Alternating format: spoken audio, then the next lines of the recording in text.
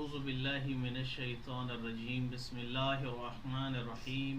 नाज़रीन मोहतरम, सामीन किराम, आज मेरी गुफ्तगू का उन्वान नहजुल बलागा है और मिर्ज़ा मोहम्मद अली जो अहले सुन्नत के आलिम दीन हैं उनको जवाब देने जा रहा हूँ। मैं चाहता हूँ कि पहले आप उनका वो क्लिप सुने, उसके बाद मैं उसका जवाब दूँ। उन्होंने नहजुल बलागा से मौला अली अलैहिस्सलाम के एक ख़त को खुलफ़ाए सलासा के लिए तौसीक करार दिया है। आप पहले उसको सुने, फिर मैं जवाब देता हूँ। और वो अपनी अपनी मर्जी की चीजें लेके फिर रहे हैं। नहजुल बलागा से चौथा खुतबा, सेकंड लास्ट, खुलफ़ाए सलासा की तौसीक मौला अली अलैहिस्सलाम की तरफ से मौला अबू बकर, मौला उमर, मौला उस्मान रज़ियल्लाहु अन्हुम अजमईन व अलैहिमुस्सलाम की तौसीक एक खुतबे के अंदर। हुज्जतुल इस्लाम मुफ्ती जाफर हुसैन के उर्दू तर्जमा, पेज नंबर 643, मकतूब नंबर 6। ये खत है जो मुआविया बिन अबी सुफियान रज़ियल्लाहु ताला अन्हु के नाम मौला अली ने लिखा जब उन्होंने बगावत की। तो ये खत जो लिखा, ये वर्ड बाय वर्ड में खत पढ़ने लगा हूं। मौला अली का खत मुआविया बिन अबी सुफियान के नाम। वो कहते हैं, जिन लोगों ने अबू बकर, उमर और उस्मान की बैत की थी, उन्होंने मेरे हाथ पर उसी उसूल के मुताबिक बैत की है जिस उसूल पर वो उन तीन खुलफा की बैत कर चुके थे। मौला अली अपनी खिलाफत की दलील किसको बना रहे हैं? उन असहाब को कि जिन्होंने अबू बकर, उमर और उस्मान को खलीफा चुना। इसका मतलब है कि उनकी खिलाफत भी फिर ठीक थी।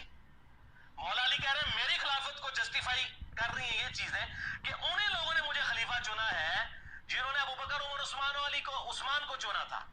तो हजरत अली जिस उसूल पर खलीफा बने वो तो ठीक, और उसी उसूल पे मौला अली कह रहे हैं अबू बकर, उमर, उस्मान भी खलीफा बने तो वो भी ठीक। ये एक खत था जो अली अलैहिस्सलाम ने मुआविया को लिखा था नहजुल बलागा से। ये खत उन्होंने पढ़ा है और इसको तौसीक करार दिया है। किसके लिए? साबित करना चाहते हैं कि अली अलैहिस्सलाम ने साबिक़ा खुलफा की तौसीक की है इस खत के जरिए। देखें, जब भी इंसान किसी मुखालिफ को कोई चीज दिखाना चाहता है, ये पहला पॉइंट बयान कर रहा हूं, जब भी मुखालिफ को कोई चीज आप दिखाना चाहते हैं, उसको कायल करना चाहते हैं, तो उस चीज से कायल करेंगे। इसको कहते हैं कायदा इल्तिजाम, जिसको वो तस्लीम करता है। अब मुआविया जिस चीज को मानता था, साबिक़ा तीन खुलफा को मानता था, इसलिए अली अलैहिस्सलाम ने उनकी खिलाफत को उनके सामने रखा है।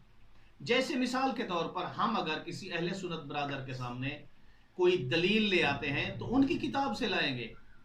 इसमें ये लाजमी नहीं है कि हम उनकी किताब को भी तस्लीम करते हों, नहीं, ऐसा नहीं है।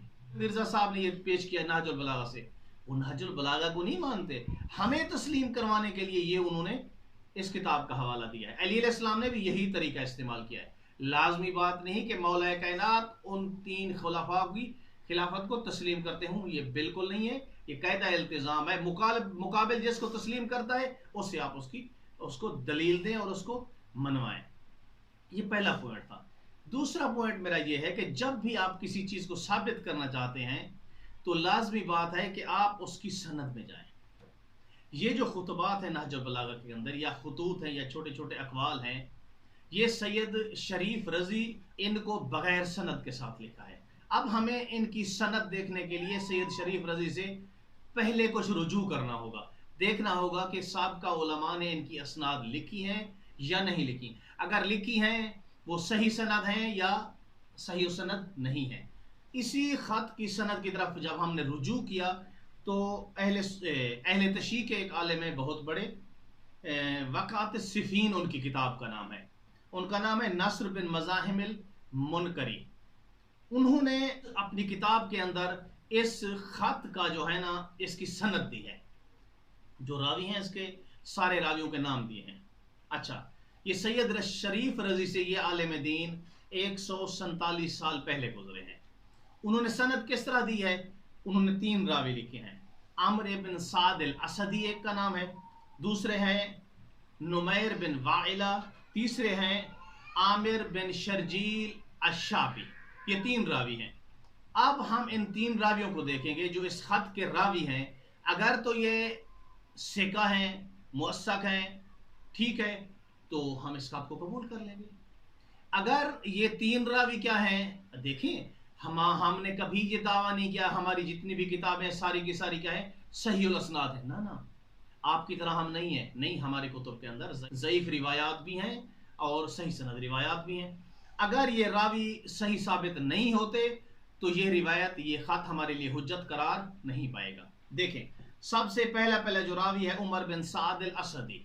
ये जो रावी है इसको अहले सुन्नत के बहुत बड़े आलिम दीन है अब्दुर्रहमान बिन अबी हातिम अर्राजी, बहुत कदीम है। उनकी किताब है अल जर्ह व तादील।